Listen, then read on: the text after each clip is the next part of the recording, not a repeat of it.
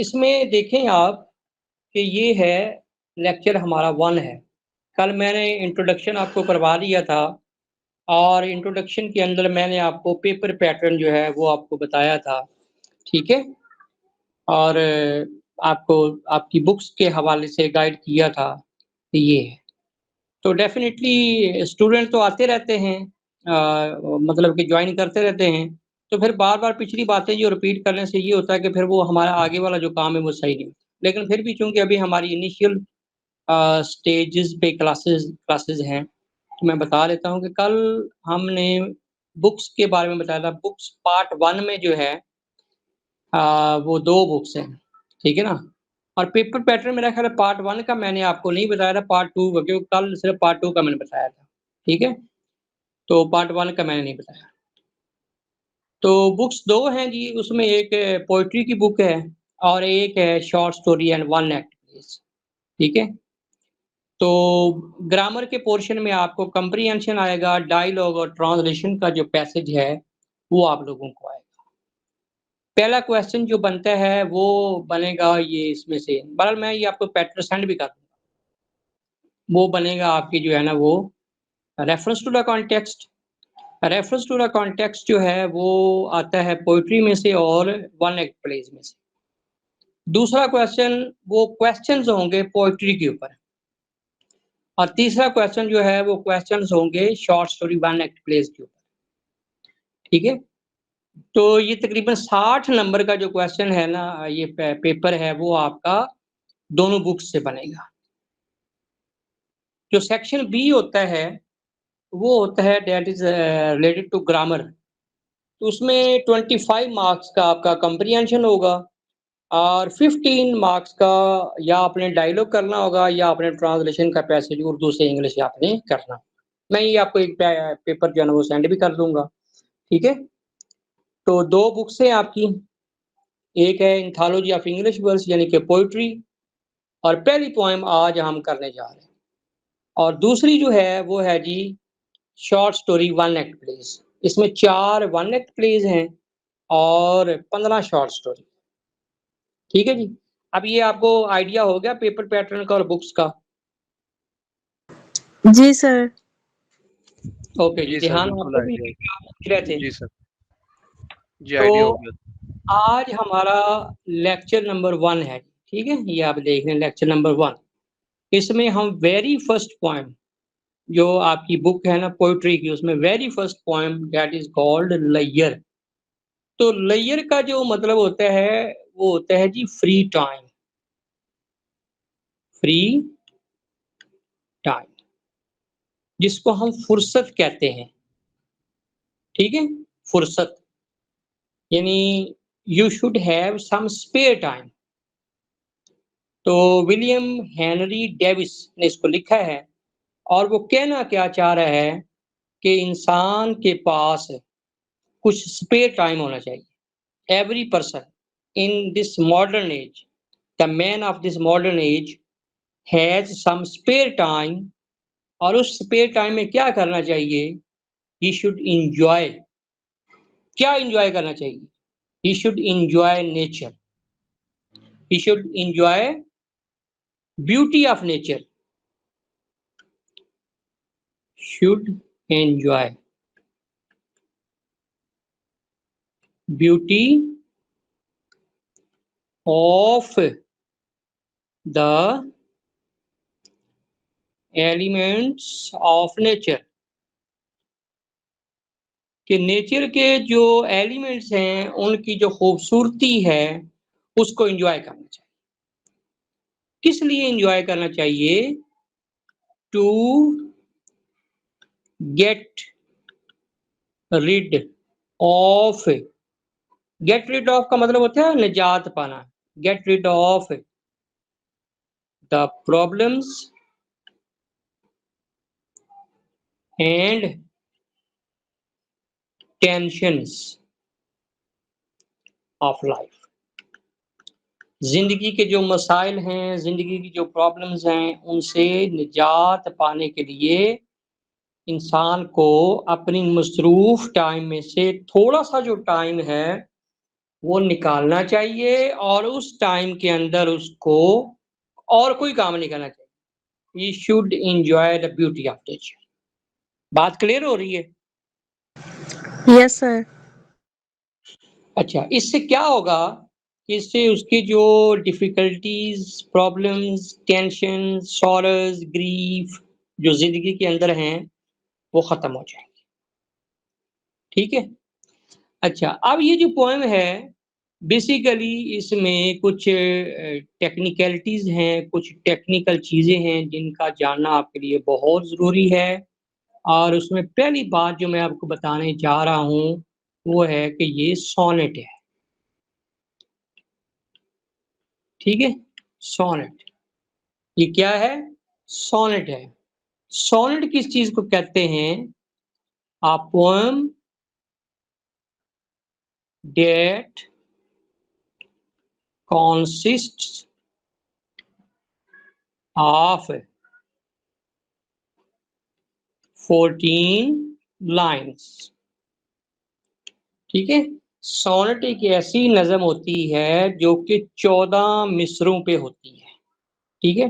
तो इस पोएम के अंदर जो मिसरे हैं, ठीक है ना, वो 14 है, 14 लाइन्स है। ठीक है ना, 14 लाइन्स के ऊपर जो है वो मुश्तमिल होती है, 14 लाइन। तो इसको सोनेट का लिटरेरी टर्म में इसको सोनेट कहा जाता है। तो ये एक सोनेट है। ठीक हो गई। दूसरी ये बात है कि इसके अंदर जो शायर है उसने पर्सोनिफिकेशन का इस्तेमाल किया है। PERSONIFICATION।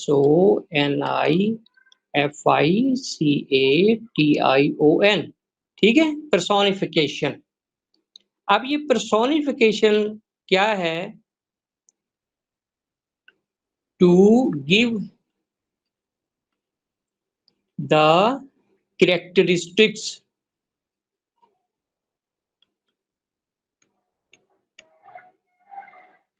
of animate to inanimate objects। ठीक है, to give the characteristics of animate objects to inanimate object. किसी जानदार चीज की खूबियां किसी बेजान को देना, डेट इज कॉल्ड पर्सोनिफिकेशन। बात क्लियर होगी जी? अब इसमें जी सर। पर्सोनिफिकेशन है क्या वो भी मैं आपको बता देता हूँ। Turn at beauty's glance, beauty's, ठीक है ना, और ब्यूटी के फीट। यहाँ ब्यूटी को पर्सोनिफाई किया गया है और उसको एक एनिमेशन लगाई गई है, उसको फीट लगाए गए हैं। मतलब beauty of nature, nature is dancing that like a girl. ठीक है, तो दिस इज कॉल्ड पर्सोनिफिकेशन। तो इसमें पर्सोनिफिकेशन यूज की गई है। नंबर 3 पे इसमें जो इस्तेमाल की गई है वो सिमिली है। सिमिली, ठीक है। सिमिली क्या होती है? Simile basically a comparison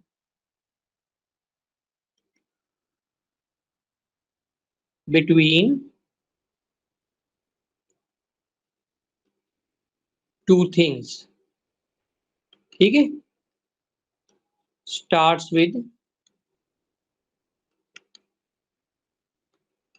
as और like। ठीक है, यानी एज और लाइक से शुरू होती है। जैसे यहाँ पे देखें, लाइक स्काईज, सितारों की तरह, आसमानों की तरह। तो ये क्या है? ये सिमिली। ठीक है, तो यहाँ पे भी पोइट जहाँ पे भी मुआवजा करेगा एज और लाइक का इस्तेमाल करके, तो उसको फिगरेटिव लैंग्वेज में आप सिमिली कहेंगे। ठीक है ना, मवाजना, कंपैरिजन। ठीक हो गया जी? अच्छा जी। फिर ये है कि ये पोएम जो है ये हेरोइक कपलेट पे लिखी गई है। हेरोइक कपलेट, ठीक है ना। ये हेरोइक कपलेट क्या होता है? बेसिकली शायरी के अंदर, पोइट्री के अंदर ये एक पुरानी, एक आप यूं कह लें कि एक एपिक स्टाइल है, पुरानी एक ट्रेडिशन है कि वो किसी वाक़ये को, किसी हीरो के वाक़ये को शायरी की ज़बान में बयान करते थे। हेरोइक मीन हीरो से निकला है, ठीक है ना? हेरोइक कपलेट आप इसको कह दें। कपल्ड कहते हैं जोड़ा, कपल, ठीक है? यानी वो किसी वाक़ये को कपलेट फ़ॉर्म में बयान करते थे, शायरी की ज़बान में उसको वो बयान करते थे, ठीक है? जिस तरह मियाँ मोहम्मद बख्श की आप पोएट्री पढ़ लें, तो उसमें पंजाबी पोएट्री वो कपलेट फ़ॉर्म में लिखी गई है। तो ये बड़ी फ़ेमस है all over the world, English में भी इस पे काफ़ी लिखा गया है और ये बड़ी मतलब सुनने वालों को बड़ा मुतासिर करती है।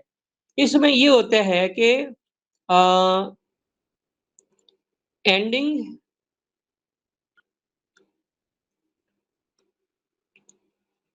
Ending word of each 2 lines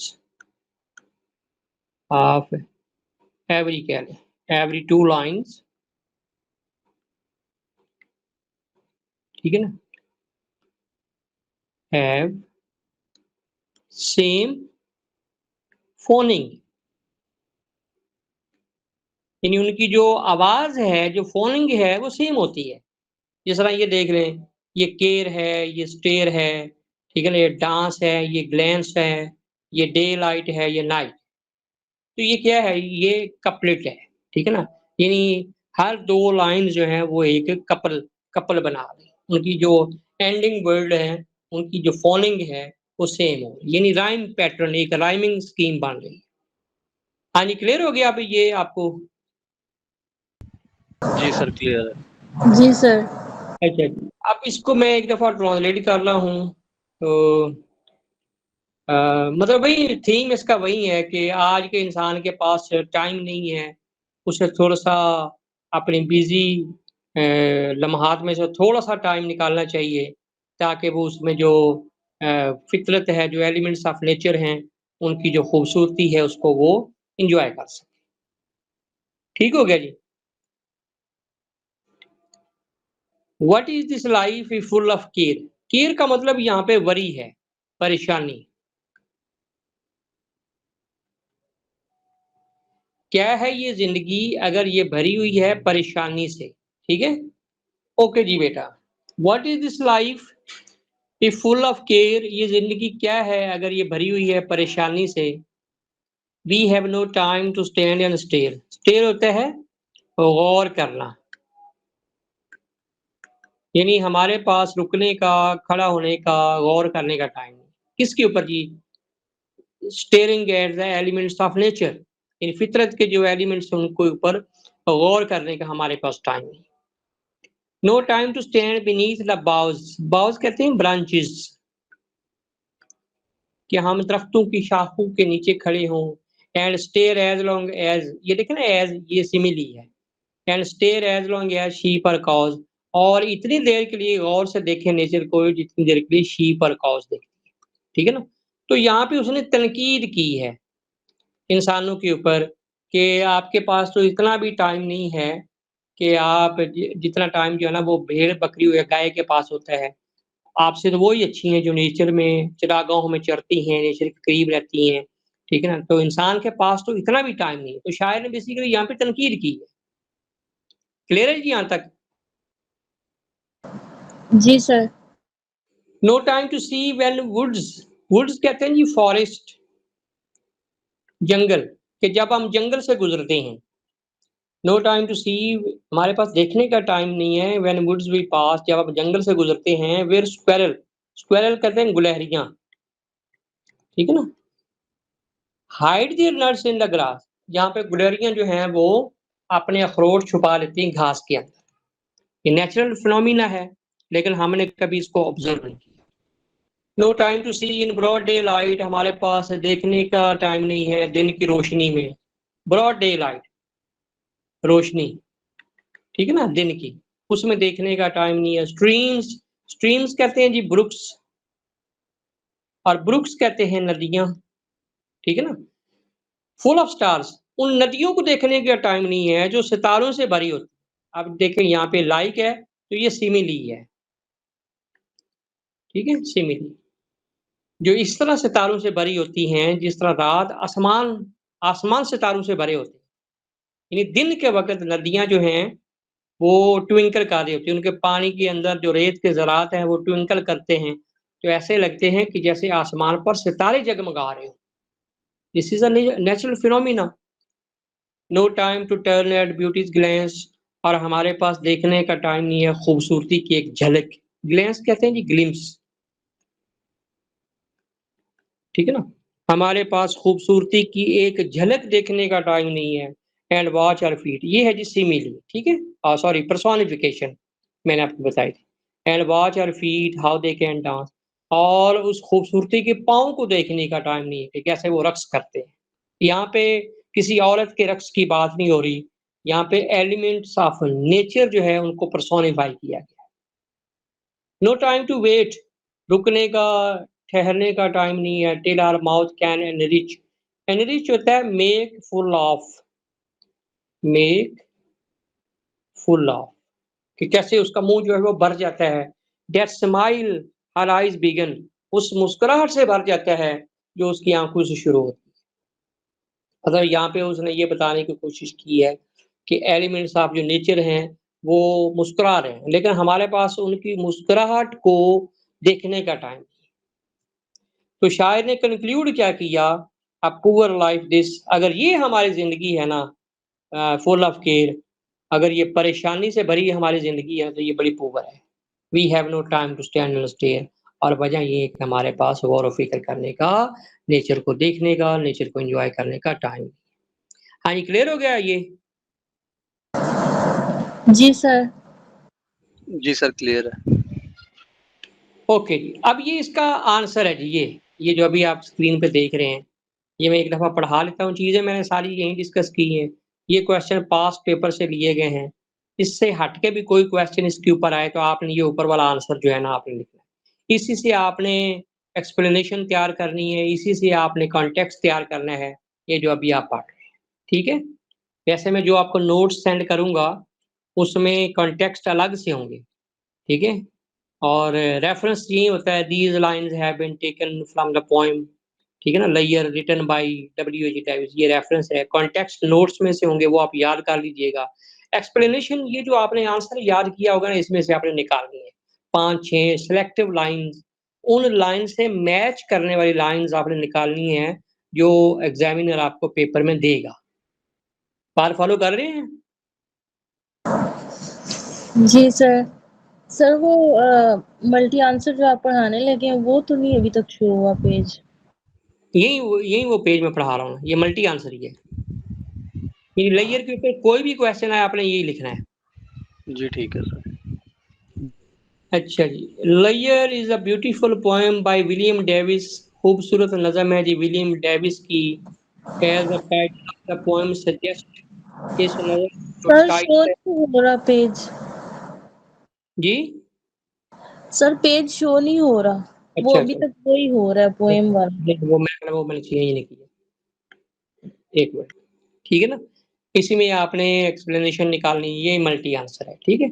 ये मैंने ये बताया है कि ये जो है, ये देखें, ये पास्ट पेपर में से क्वेश्चन लिए गए हैं, ठीक है? और इससे हट के भी कोई क्वेश्चन आए पेपर में आपके, तो आपने यही आंसर लिखना है। दिस इज़ मल्टी आंसर, ठीक है? अब समझ आ रही है? जी सर। अच्छा, layer is a beautiful poem by William Davis, as the title of the poem suggest, इसका टाइटल हमें सजेस्ट करता है। सजेस्ट का मतलब टेल्स, बताता है। It is about the availability, availability होता है दस्तयाबी, अवेलेबिलिटी ऑफ टाइम, कि ये नज़म जो है ये वक़्त की दस्तयाबी के बारे में है।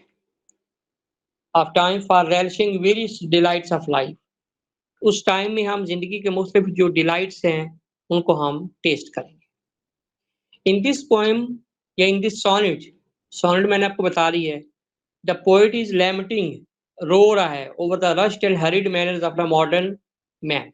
इन जदीद दौर का जो इंसान है, उसकी जो भागम-भाग वाली ज़िंदगी है, उसके ऊपर वो आंसू बहा रहा है। The modern man has no free time to enjoy the delights of nature. Delights कहते हैं खुशियाँ। इसके पास टाइम ही नहीं है कि वो ज़िंदगी की जो खुशियाँ हैं, उनको वो टेस्ट करे। The poet feels that life must be रेलिश्ड, relish होता है एन्जॉय करना, ठीक है ना। एट एनी कॉस्ट, हर लिहाज से जिंदगी को हर तरह से एंजॉय करना चाहिए। This poem is written on sonnet form. Sonnet form वही चौरा मिसरों के ऊपर है। ब्यूटीफुल सिमिलीज, मेटाफर, खूबसूरत तशबीहात है, तशबीहात, मेटाफर, इस्तियारे, ठीक है ना, वो इस्तेमाल किए गए, have been used in this poem, इसके अंदर इस्तेमाल किए गए। The poet has used personification, इसमें तमासील भी उसने लगाई है, ठीक है, to give the characteristic of animate to inanimate, ये मैंने आपको बता दिया था। In this poem, the poet has personified the beauty of the elements of nature. Nature के जो एलिमेंट्स हैं उनकी खूबसूरती को पर्सोनिफाई किया है, विच आर डांसिंग एवरीवेयर, जो हर तरफ महवे रक्स है। The elements of nature welcome us with smiling face, ये जो एलिमेंट्स ऑफ नेचर हैं ये मुस्कुराते चेहरों के साथ हमारा इस्तकबाल करते हैं।